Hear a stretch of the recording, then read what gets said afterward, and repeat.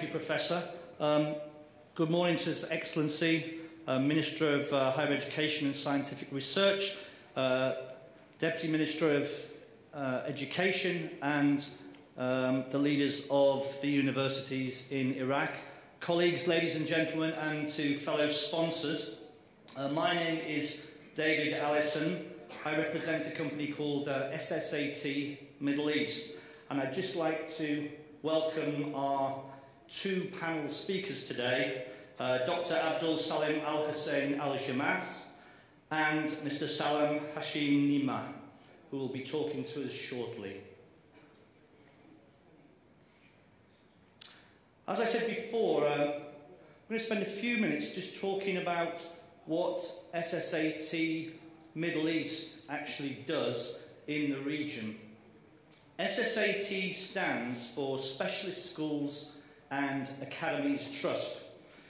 It was a group established in the 1980s in the UK, predominantly in England and Wales, at a time when education reform was really needed in the UK education sector, especially for secondary schools and primary and kindergarten schools.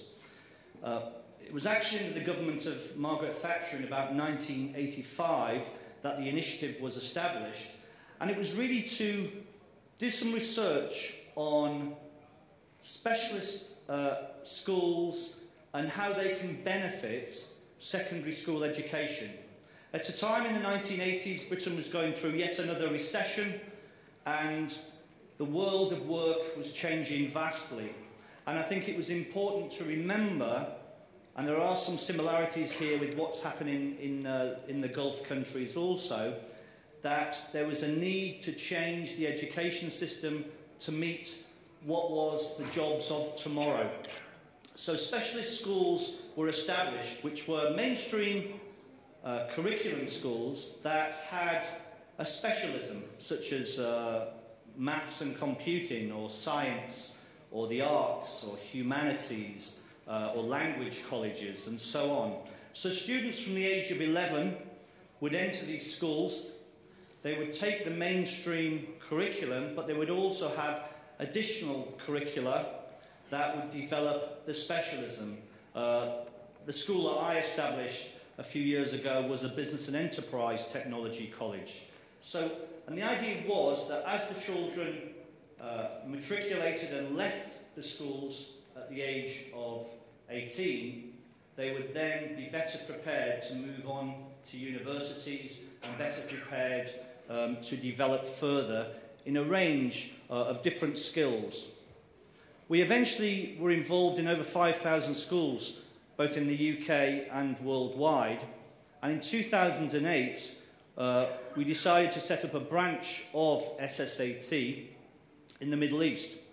We were invited by the Abu Dhabi Education Council to work on their Education Reform Act, which really looked at modernising the ways in which students learnt, the ways in which teachers participated, and the ways in which school leaders managed their schools.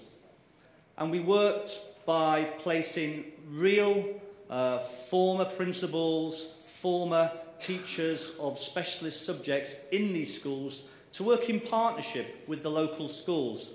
And I can see 5 years on now, and we're still working across about 80 different schools in Abu Dhabi, that these schools have transformed, that they've now taken leadership in a more modern way, and that they are developing the staff and professionalising teaching, and also therefore improving the learning that is actually happening within the schools. We also work with the government sector in Kuwait, and we're working currently on a special educational needs vocational centre which would support young adults with special needs to actually be trained in order to assist them to get jobs in the future. And we also work in a range of private schools in the Emirates and in Riyadh also. The work in the private schools is more to do with actually setting up a private school, working with the investor, working with the school owners, and then training and recruiting the very best staff to operate within these schools. SSAT really looks at how they can develop schools that possibly need support, possibly need some help. And you may be aware that in the UAE, in Abu Dhabi alone, they need a further 100 private schools in the next 8 to 10 years, which is a big ask because of the rising population. We look at private partnerships across these schools and with governments also. And we try and support a range of different people that actually are impacted within schools. Finally, I'd like to say we're also involved in the teaching of English.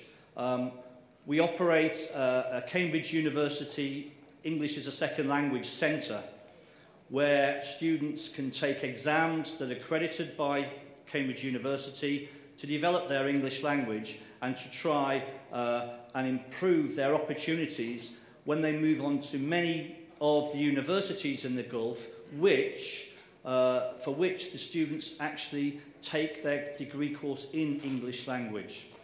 So hopefully that will give you an overview, and please feel free to visit our website and have a look a little bit more at what we produce and what we provide, whether it be the English Language Institute, the resources for teacher training and for developing teaching in schools, or our recruitment services, where we try and recruit the very best leaders or the very best teachers to work within these schools.